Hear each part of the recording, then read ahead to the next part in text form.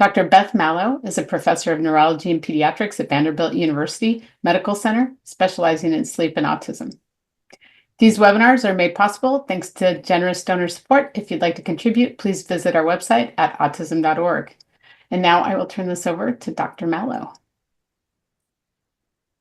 Thank you so much, Denise. It's great to be here today and to speak to you all. And I wanted to start out by looking at the poll. Can you all see it? Denise, can they see it too? Yes. Oh, wonderful. So this is great. So we really have a nice mix of folks, including parents and caregivers, medical providers, autistic people. We have what I'm particularly interested in is the educators and therapists and psychologists, because we have a program I'm going to tell you about that we're doing in community settings where we're training therapists and other educators to help families. So I will be talking about that a little bit later. I'm going to start out with just a general introduction to sleep and autism, and then we'll get into that work that we've been doing. Let me just go to my next slide. There we go. Okay. Some of the things and questions we'll address today are the causes and contributors to sleep problems in children with autism, the impact on the child, both at school and at home. And I want to get into behavioral treatments for autism and how they work, how we deliver them, because we know they work, but the idea of how do you really help a family? What do you do? What's the nitty-gritty of delivering a behavioral treatment? How do you get that to them is really key. And I'll get a little bit into medicines, but I'm going to actually emphasize more of the behavioral treatments today. I always like to start with a case because I'm a clinician as well as a researcher. And if I were in person with you all, I would be asking you to raise your hand and help me out here with ways that we can help Alex sleep as I go through his case. Because we're on a webinar, we can still make this interactive by having you type into the chat box ideas that you have to help Alex sleep. And it's one of these, like as I go through it, you'll see there's lots of ways we can help Alex sleep. It's almost one of those brain teasers when I was growing up where you identify like 10 things that could be fixed in a picture or whatever. So just go wild with this and just put things in the chat and let me know what your ideas are. So Alex is 10. He's got autism, ADHD, which is attention deficit hyperactivity disorder, epilepsy and anxiety, and he goes to bed at 8 p.m. He takes hours to fall asleep. And what he'll tell his parents and what his parents will say is Alex can't turn off his brain. It's like there's no off switch. He goes all day long. He takes methylphenidate, which is Ritalin, it's a stimulant for ADHD, in the morning and the afternoon. And he also takes lamotrigine at night for his seizures. He enjoys a glass of Mountain Dew with dinner, and he loves his video games. He can't settle down to go to sleep. He'll oftentimes leave his room to find his parents, and they bring him back to his room. They'll rub his back to help him fall asleep. He'll go back to sleep, but then he'll wake up multiple times a night. He'll come to their room sometime, fall asleep there. He also is a snorer. He snores very loudly. He's very restless. He kicks his legs. He's all over the bed. And in the morning, it's really hard. It's literally impossible to get him up for school. He's oftentimes late for school. His teacher at school describes him as being very sleepy and also hyperactive. And his parents, as you can imagine, are exhausted. They're overwhelmed. The parents are, the teacher's saying, you're not good parents, or they're getting that message. It's very, very frustrating for the whole family. So let me just take a moment and see some of the things you put in the chat. Stop no video after dinner, try melatonin. Oh, those are all great suggestions. Have him sleep on his side, look about sleep apnea, reading, maybe to relax him, turn off his brain. Is medicine being taken at the wrong time? Change his pop, his Mountain Dew and his gaming to another time. More on the Mountain Dew that may be overstimulating. Limit caffeine screen time, use Calm or Headspace or white noise, teach him self-regulation. This is all awesome. This is just great. These are the kinds of things. Oh, and then occupational therapist. Oh, wait, I'm sorry. That's somebody who told me what they do, but occupational therapists can be very helpful in this situation as well. Yeah, I mean, excellent job, guys. This is exactly what I wanted, and you're ahead of the game. So I'm just going to fine tune things a little bit for you today and tell you or share with you some of our approaches. So Alex, many sleep specialists who don't necessarily deal with autism get all excited when they hear that Alex snores because they just assume this is great. We'll do a sleep study. He'll have sleep apnea. We'll take the adenoids and tonsils out and we're done. He'll sleep like a baby, right? Well, we know that that isn't necessarily the case. And in Alex's situation, his adenoids and tonsils were removed. He stopped snoring. His sleep study looked better. And his seizures actually improved because sometimes seizures improve when you treat sleep apnea. However, it was still taking Alex at least an hour to fall asleep. He was waking up at least once a night. His sleep was restless. He was still struggling to get up for school. And this speaks to the fact that it's oftentimes a multifactorial, a multi-layer issue with sleep problems in this population.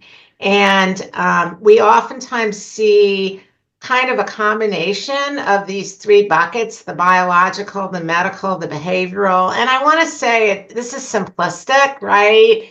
Because oftentimes things don't fall neatly into one of these buckets. For example, is desire to go to bed later, is that biological or behavioral or what is that? But this still helps me a lot when I talk to families about what we can do to help their child sleep. And what I do is I go over the different buckets. So the biological bucket, which I won't dwell on too much today, is difficulty with, we call it dysregulation, where we can't turn our brains down, and that can be very common in autism, also in ADHD. Problems with processing our own natural melatonin can be affected in autism. The lap, so kids may have genes that promote insomnia, which is difficulty falling asleep or staying asleep. On the medical side, we know that sleep apnea, seizures, even things like reflux, GI conditions, constipation, even eczema, itchy skin at night, all of that can affect someone's sleep, and we classify those as medical issues. Also, the medicines that people take for their ADHD. So for example, as many of you pointed out, the Ritalin can be alerting, particularly in the afternoon. So you're using it for ADHD, but it also interferes with sleep. Also, the lamotrigine can be very alerting for the seizures, especially if you take it at night. So we keep all of those in the back of our minds as medical contributors, and psychiatric conditions like depression and anxiety can fall into that bucket as well. And then the behavioral is what I'm going to emphasize today, because that's been the focus of our research.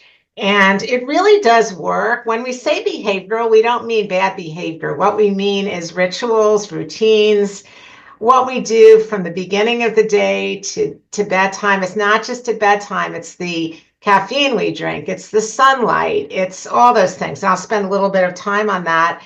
And I want to emphasize that This is particularly important in the autistic population, kids with autism who are on the spectrum, because in some ways, even though they may have difficulty with transitions and other issues that create more issues with behavioral problems, there's also a need for routine. And a lot of kids with autism love routine. So they actually do really well with a bedtime routine, even better than someone who's neurotypical might be. So I just wanted to point that out. I also wanted to point out that all of these have been integrated really nicely into some practice pathways that myself and others have created, which include asking the pediatricians or the pediatric nurse practitioners to screen for sleep problems when they see children, try to identify medical co-occurring conditions, as I mentioned, seizures, sleep apnea, reflux, and then whenever possible, start with these behavioral strategies that I'm going to go through if the family can do it. And some families are so overwhelmed that they need a medicine to kind of calm down the child. Sometimes it can be as simple as melatonin, but sometimes it needs to be a little bit more. But we always try to start with the behavioral strategies. And that's because medicines really need to be used sparingly. They can cause adverse effects, side effects. It's really important that we minimize medicines whenever we can, and try to use them just to kind of jumpstart the behavioral technique.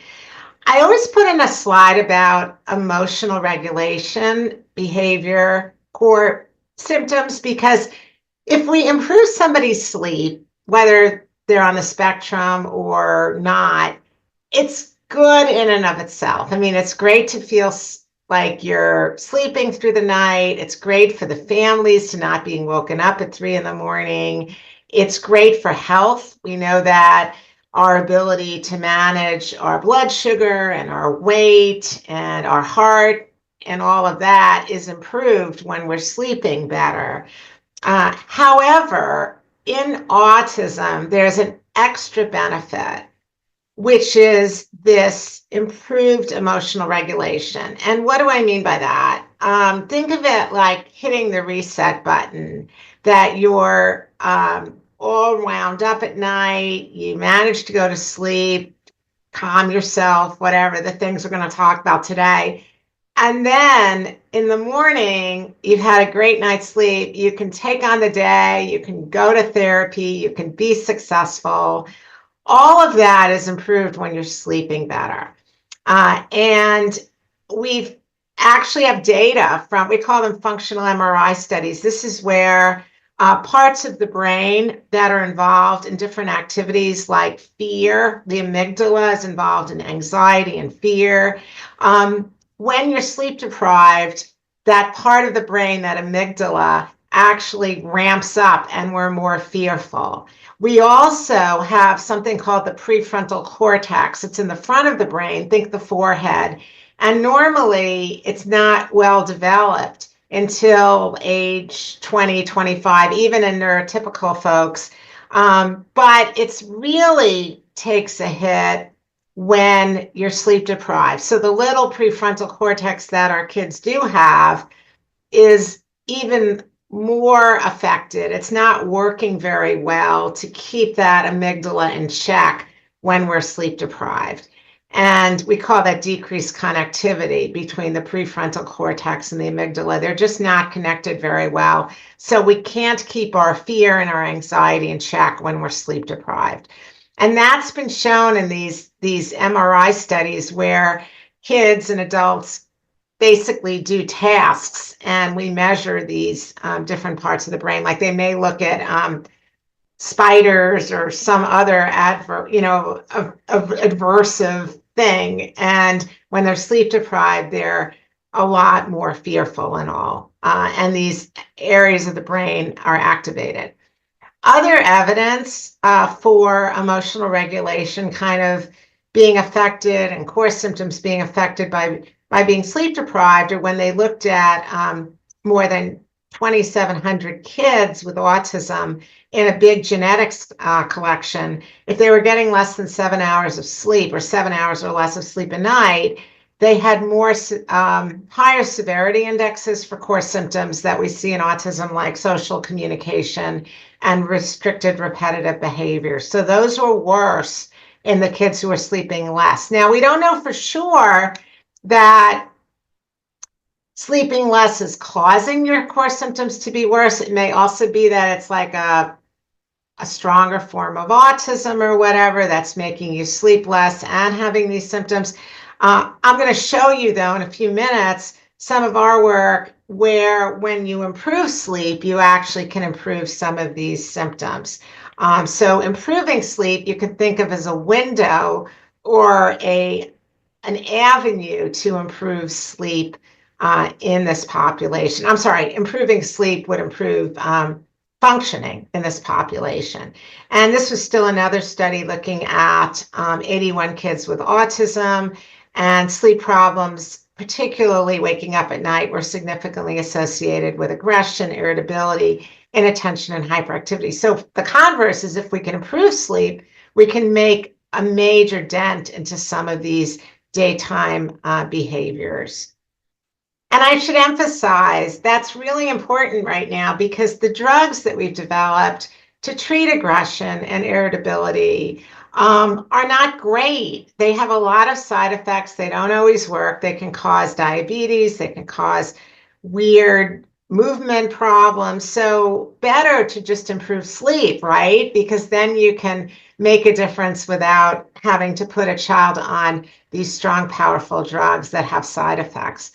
Okay, so let's now move. The rest of the time, I want to talk about the treatment of insomnia. This is actually my son, who's on the autism spectrum. He's now grown, but as a kid, we did a lot of work with him in what we would call parent training and parent education. And I just want to make the statement that it does work. Training parents in how to help their kids sleep works. The challenge is, how do you do it?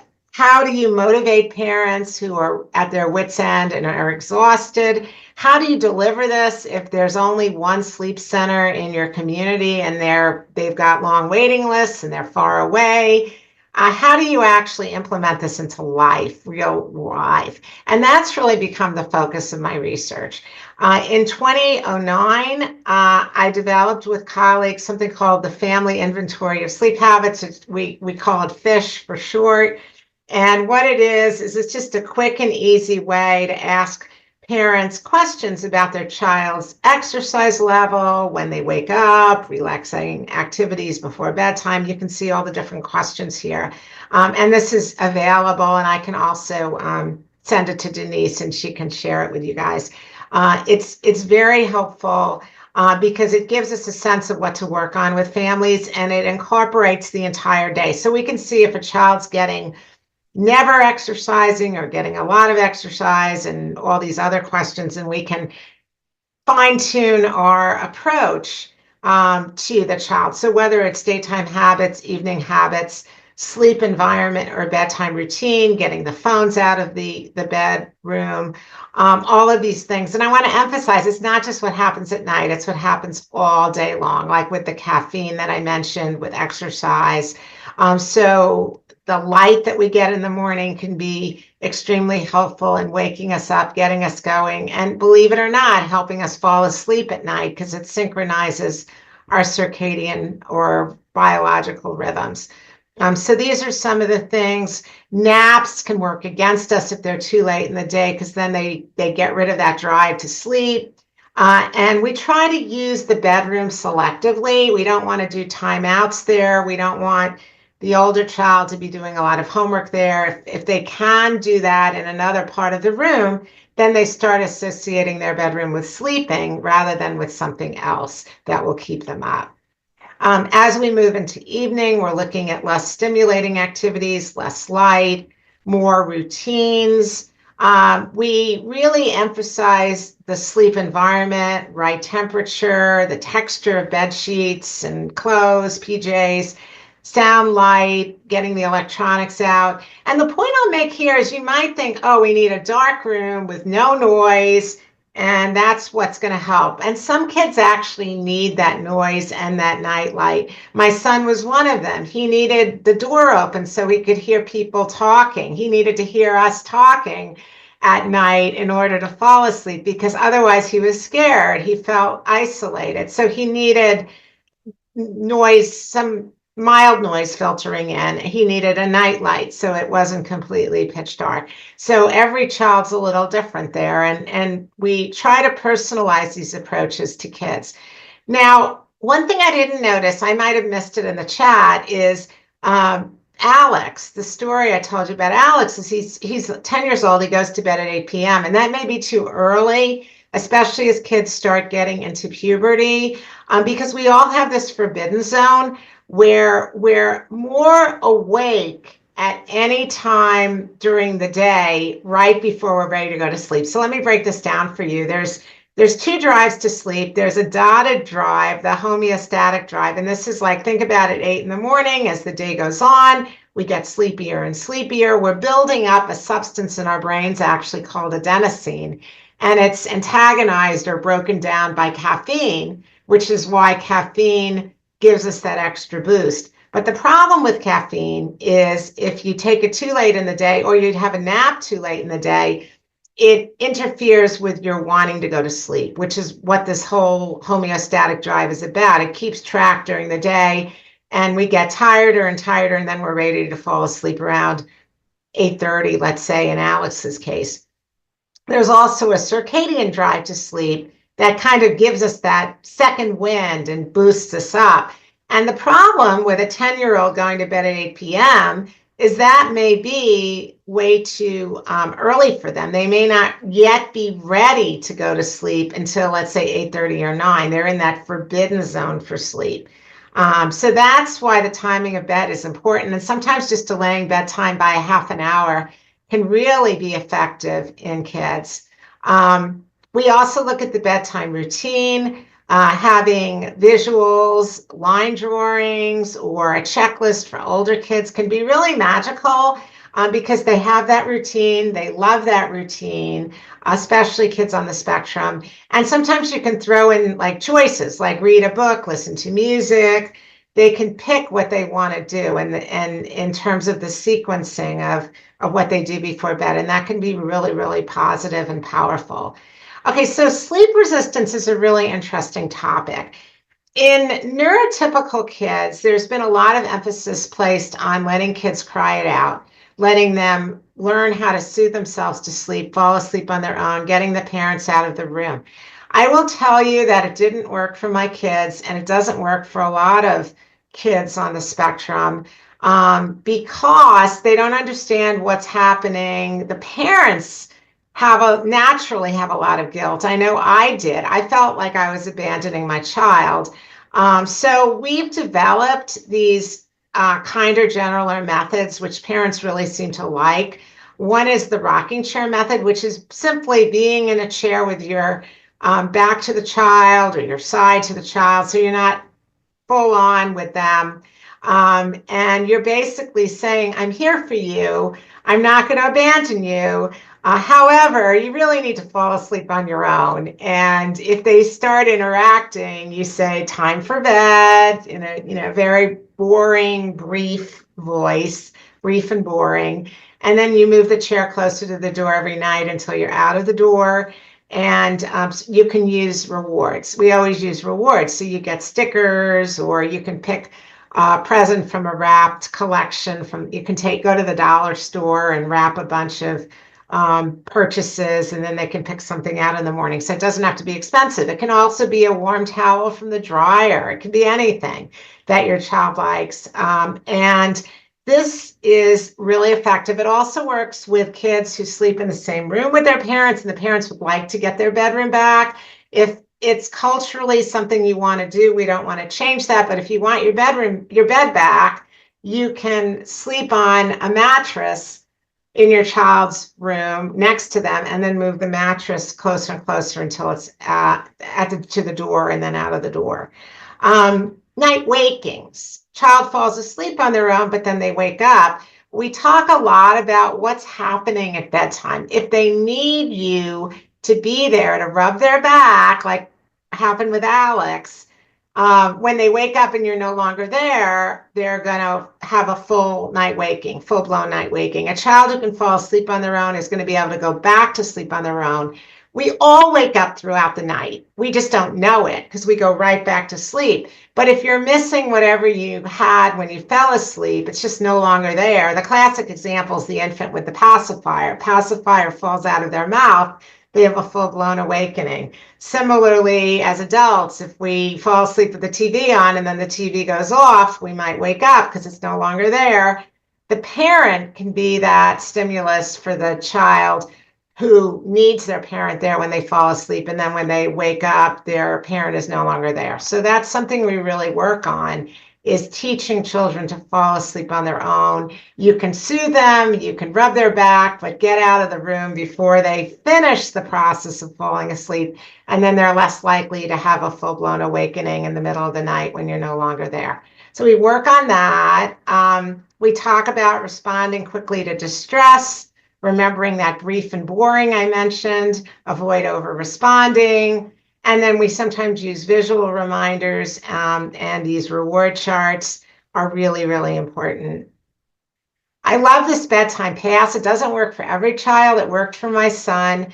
It can just be a simple laminated card, moon and stars, cartoon animal, whatever.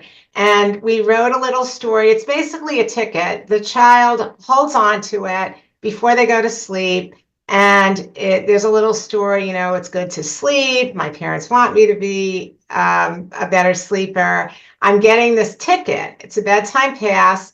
It's like a ticket. If I need a hug, if I need a glass of water, I need to turn it in. But if I don't turn it in, I get a reward in the morning. So this is where the child has the power to get up in the middle of the night, go to their parents' room, get their hug, get their glass of water, but they have to turn in the ticket. But if they keep the bedtime pass and don't turn it in, they get a reward, and they're more likely to stay in bed, fall back asleep, knowing I can always use this if I really need to, but I'm in control. And this is the kind of approaches that we take with kids on the spectrum. They have that strong need for control and autonomy. And rather than punishing them, we give them rewards, and we give them approaches like the bedtime pass, and then they can decide, do I use the pass or do I not use the pass? So they're in the driver's seat, and that has worked really, really well in our work. So I've gone through a lot of things. I just wanted to mention that all of these resources are available for free. If you scan the QR code, there's passes, there's bedtime routine sheets, there's toolkits. I also, and this is all work I did through the Autism Treatment Network, and I co-chaired that committee for sleep for like 5 years, and we developed all these resources. They're free. I also wrote a book that's available on Amazon, and I think there are some discounted copies out there, used copies. Terry Katz, my colleague in Colorado, and I wrote it. And the reason we wrote this book was we realized that a lot of parents live ways away from medical centers. There may not be somebody who can really help them. So we wrote it as a do-it-yourselfer. And in some cases, families were able to implement what we taught them. In other cases, they needed a coach. And that led us to do a study a few years ago where we took kids who were falling asleep 30 minutes or more, 3 or more nights a week, and we gave them classes. We in one phase, we just gave them a pamphlet or no intervention. And then we had another phase where we randomized them, meaning we flipped a coin to either being in a group class or an individual class with a trained sleep educator. It was usually a nurse or psychologist. And we measured their sleep before and after the education. The education was literally 60 to 90 minute session, one session with 2 follow-ups. It was very brief. But we found that we could move the needle on how long it took them to fall asleep. And we had them wear these actigraphy watches, which are like Fitbits or Apple Watches. And we showed that they significantly improved in terms of falling asleep. They fall asleep on average 20 minutes quicker. In some kids, it was like an hour quicker on average. And we did not see that with the pamphlet or no treatment. But we did see a significant improvement, whether they got the group ed or the individual one-on-one ed.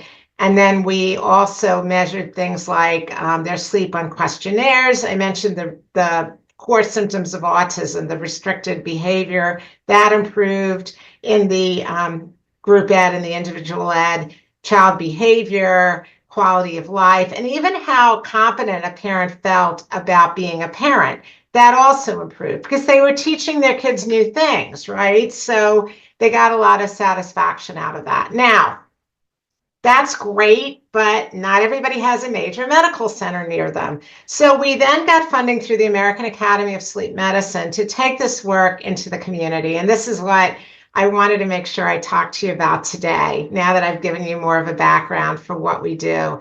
Back in 2018, we got a grant funding to help 30 kids with autism.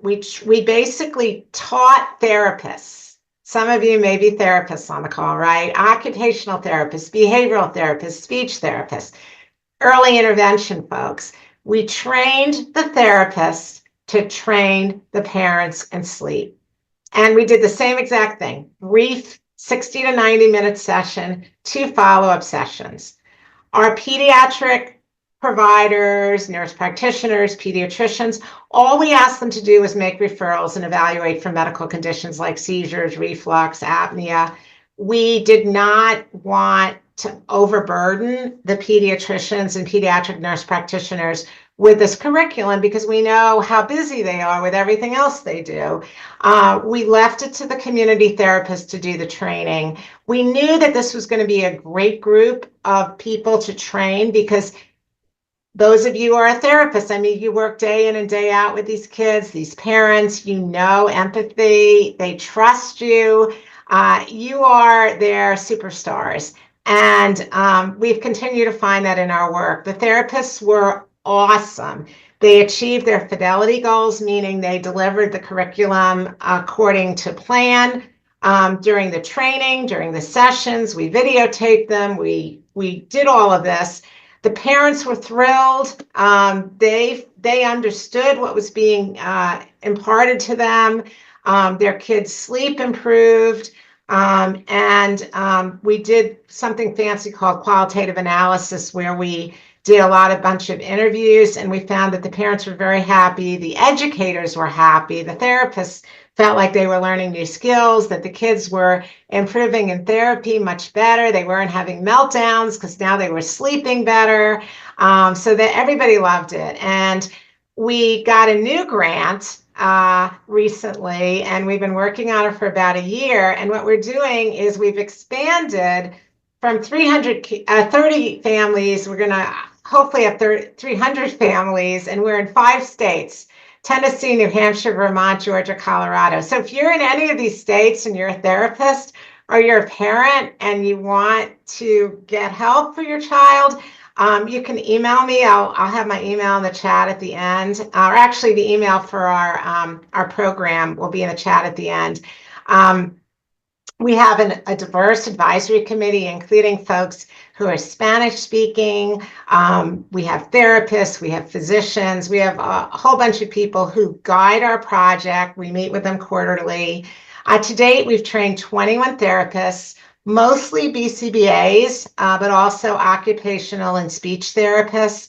And we've enrolled 34 families, and we're very excited about this. What we're trying to do with this project is we're trying to figure out kind of the nuts and bolts of how to make it work. So the therapists, it's very simple. We give them a manual, we give them videos to watch, and it's self-study. And then we bring them to a checkout session or check-off session on Zoom, and we practice. We practice the curriculum. We make sure that they feel comfortable with it. It's actually a lot of fun. We get to play the role of parents, and the therapists basically demonstrate their knowledge to us. And they love it. I mean, at first we thought it would be really stressful, but they've really enjoyed it. And just about everybody who's participated has been checked off successfully.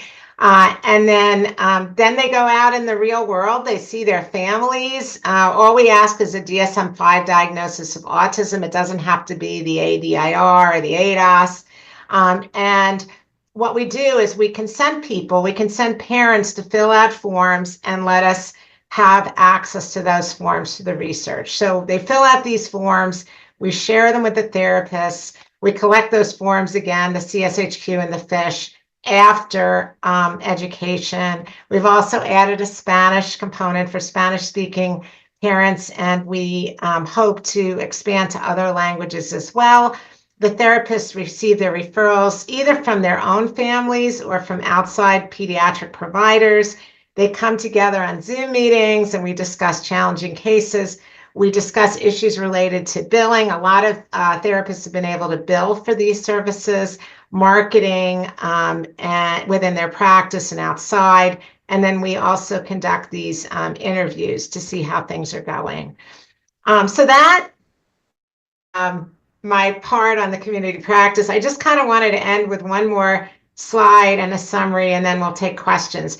Sometimes we do need to turn to medicines, as I mentioned, and this isn't a comprehensive lecture on that. I mentioned melatonin already, which is oftentimes effective more for falling asleep than staying asleep. But I also wanted to mention there are some other agents out there like gabapentin, clonidine, mirtazapine that have been studied in studies. There's also a lot of meds that haven't been studied, some of which scare me a little bit, like the CBD, because we don't quite know what it's doing to the developing brain. I'm not thrilled with any of these, but I wanted to at least include a slide so that you know that that is that option. And what I try to do with parents is say, look, we'll start one of these meds because you're overwhelmed, your child is not sleeping, but then let's try to get them off the medicines once we implement the behavioral strategies. And that has worked to some degree. So I just wanted to mention that to you. Obviously, you want to do this under the care of a physician or a pediatric nurse practitioner. And then just to summarize, sleep problems are very common. There are about 2/3 of kids with autism have sleep problems, and they can definitely impact functioning during the day, as well as poor sleep can affect health. And once we identify the cause, we can oftentimes treat it.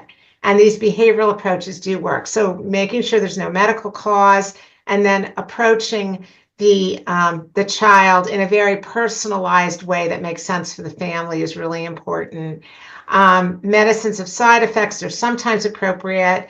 And I'm hopeful in the future we can do these comparison studies of medicines, behavioral approaches, continued input from families, because the families, you all, are the ones who ultimately are going to shape this and should shape it, because this is something that's impacting you and your child.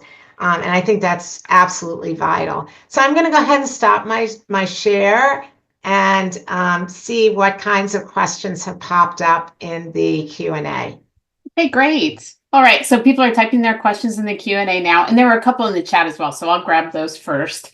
The first one in the chat was, would these suggestions be really helpful for all neurodivergent students? So that includes ADD, ADHD, other impacts. So I'm assuming. Yeah, I mean, I think the neurodivergent population has a lot in common, particularly the two things I would point to. One is this over arousal, this not being able to turn your brain off type thing. So that's what we're getting at here. And I remember in the chat early on, people also mentioned these apps like Calm and Headspace. Anything you can do to relax a child is going to be very powerful. The biggest challenge I have with those apps is you have to be careful because they're giving you bright light from the phone, and it's addictive, right, to be on your phone. But if you can find a way to get any sort of relaxation, it's going to help not just kids on the spectrum, but any neurodiverse child turn off their brain. And then the other thing I'll say is this strong sense of autonomy, where many kids who are neurodiverse really want to be in the driver's seat. And that's why we've taken these approaches like the bedtime pass to try, if they can do it, to try to really shape their sleep. Great question. I'll say I put this in the chat. We used a bedtime pass for our son, and it did work. It was I'm so glad. Good. of being able to decide if tonight was the night he could do it or not, and that way it didn't always have to be the same, and it was an effective tool for him. So, and he is now 14 and sleeps in his own bed. So that's wonderful. And I'll just throw out that it doesn't work for everyone. You have to have some language. You have to be a certain age.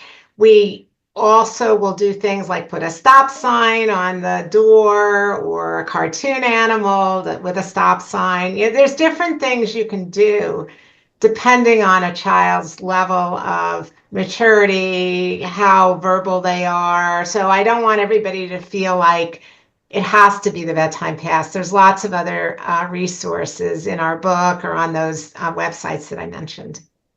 great. And people are asking about those website links. So I just want to reassure everyone it will be in the playback. So the links will be there. And then we can make sure to share those on the website as well. So this is a question, or no, this is actually someone sharing their experience. From personal experience, as a lifelong insomniac who has tried everything, sleep hygiene wise, low dose gabapentin was a game changer for me. So you mentioned some of those things, and this is a person's personal experience. Yeah, I wanted to say I actually did some of the work with the gabapentin. I'm very proud of it. I did a study with one of my colleagues, Althea Robinson Shelton at Vanderbilt. It was a small study, but we did see a lot of success with gabapentin with minimal side effects. And I just wanted to mention that maybe because it also treats restless legs and restless sleep, which is a thing. Even if you don't have the restless legs where your legs are kind of going at night, restless sleep syndrome can interfere with sleep. And it's just what it says, kids being restless. And gabapentin can sometimes help with that. So yeah, I'm glad you brought that up. You still have to be careful about side effects and all, but it definitely is something to think about. Yeah. I'm glad they had success. So here's a very honest parent. They're saying, how do you start when the parents themselves have mixed up sleep patterns, such as when parents can't get themselves up in the morning? So if parents also have these sleep hygiene or sleep differences, what are some strategies? Have you seen that in families? What a great, oh my gosh, that's such a great question. Yes, I mean, that's where I really feel like the coaching comes in, not just for the child, but for the parent. If you could find the right coach, they can help the parent as well as the child. One of the things I love, and unfortunately I can only see people in Tennessee and Vermont right now due to licensing. I feel like I do family practice when I do sleep. I treat both the parent and the child because sometimes you have to get at both.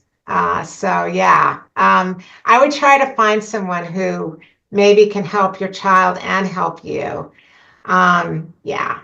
Now, I wanted to just say, I'm putting in the chat for any of you in those 5 states, and I'll write them in the chat: New Hampshire, Vermont, Tennessee, Colorado, and Georgia. Feel free to contact us at sleeped@vumc.org, whether you're a parent or a therapist, and we'll try to get you into this program that we're doing. And it's free. In fact, we compensate a little bit for your help. So. Okay, here's a question someone's asking: is there an ideal temperature for sleep?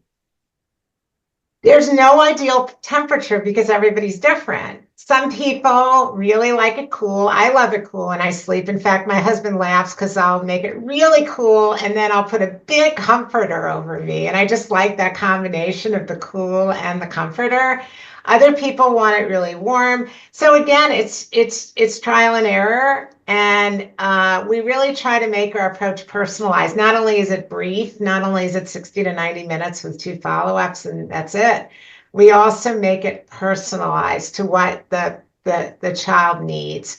So my answer would be usually cool, but everybody's different. Okay. How about adults? So I know that your specialty is in pediatrics, but there are always questions from adults who want to know about resources for them. So have you seen really good resources? I know on ARI's website, we do have some information about adults in sleep and autism, but if there's anything that you can refer to, that'd be great.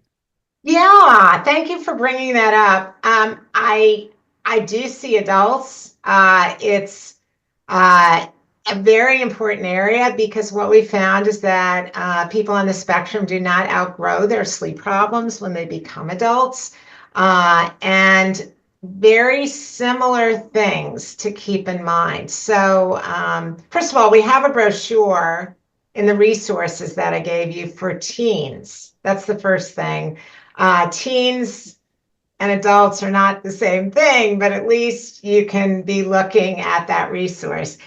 I think that focusing on the what's going on during the day, think of it as the more stresses there are during the day, it builds up. There's something called cortisol where at night we need our stress hormone cortisol to fall in order to sleep. So if you've had a lot of stressors, you need to figure out what you can do at bedtime to relax. That's huge. Hot bath, something that will calm you. It's probably not looking at your phone at the news. Hint, hint. It's probably not going to be something that's activating to you. So stay away from the phones.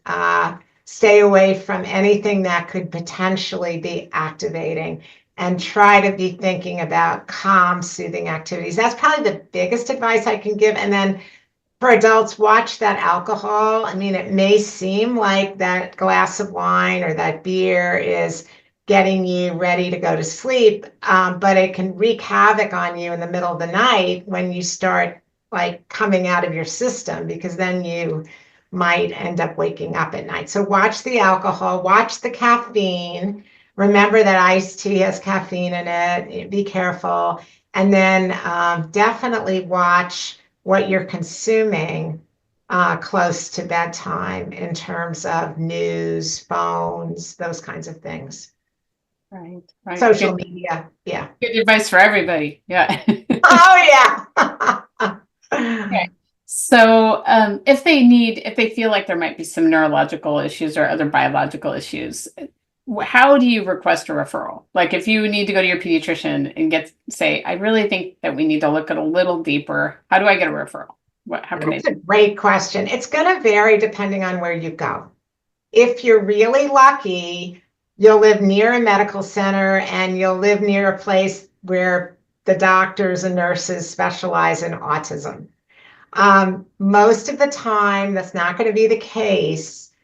So you really just want to start with your primary care doctor and think about, I would actually encourage you to talk to your therapist if your child has speech, OT, BCBA, because they're getting more and more trained in what we're implementing. I mean, not that we're training everyone. I don't mean to make that sound like it, or that we have all the answers.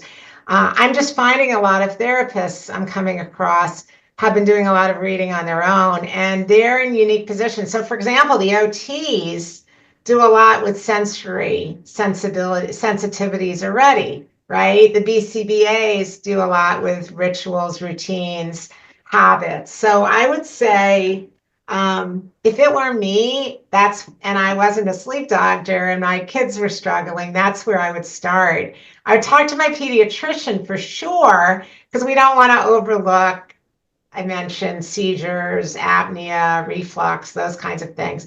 But in terms of who's going to actually help you come up with a plan for your child's sleep, it may very well be one of those therapists.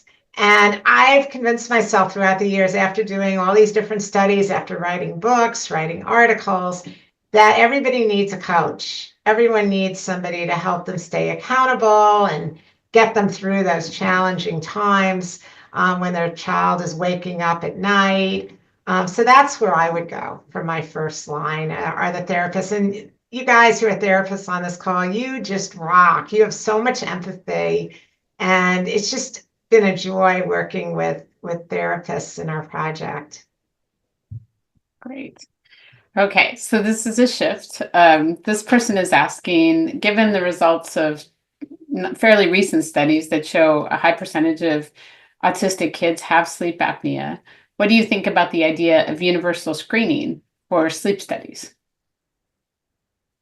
So I would say universal screening for sleep studies, it's like 1 to 3% of kids have sleep apnea. That's why I'm not sure I would go universal. I also worried about, it's not the simplest thing, and I didn't really get into this today, but it's not the simplest thing to take somebody who's on the spectrum and bring them to a lab where they don't know what's going on, and there's all these weird things being put all over their face and head. I would rather they see a really good sleep specialist who can take a history and try to figure out, does this child really need a sleep study? If they do, I'm not saying we shouldn't do it. I would just be really careful not to subject a child to a sleep study without being absolutely sure that they need it. And with that said, I probably need to say, we don't know for sure from the history. We can't rule out or rule in sleep apnea or some of these other conditions from a history, meaning seeing the child, taking historical details from them and their parents. But it can definitely be the place I would start. I would want to do that before I would just universally subject a child. Now, in some cases like Down syndrome, where we know there's a lot of apnea, we will say by age 4 you should have a screening sleep study, but that's the exception rather than the rule. I wouldn't do that in autism. Okay. All right. So a lot of people end up using melatonin. And are there any studies on long-term use of melatonin, like if there's any impact from that? There are, and I didn't include it in my slides. I will, Denise, send you something if you can to send out. Are you able to send things out later or put on your resources page? Okay, I'll great. put it on the playback page. Yep. So Yeah, oh, that would be wonderful. So melatonin is generally safe. The challenge with the melatonin is there's a lot of variability in different manufacturers, and we always go, because it's not a prescribed drug, it's over the counter, right? But there is a USP designation. If you remember anything about melatonin, USP, US Pharmacopoeia. So some melatonin has been tested for purity and safety, and what happens is the company actually submits their file to the FDA and gets that designation. And there's a couple of brands, Natural and Nature Made, that have that designation. And those are the ones I always recommend because they've gone through that process. There's some other processes as well that you can go through.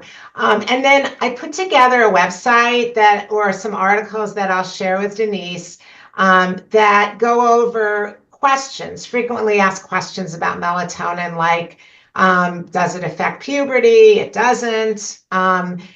Are there any problems where you get kind of addicted to it? You don't. There's all these different research studies that have shown that it's pretty safe. And then I also go into what dose do you give and when do you give it and those kinds of things. So I'll get that to you, Denise, so you can share that with your readers.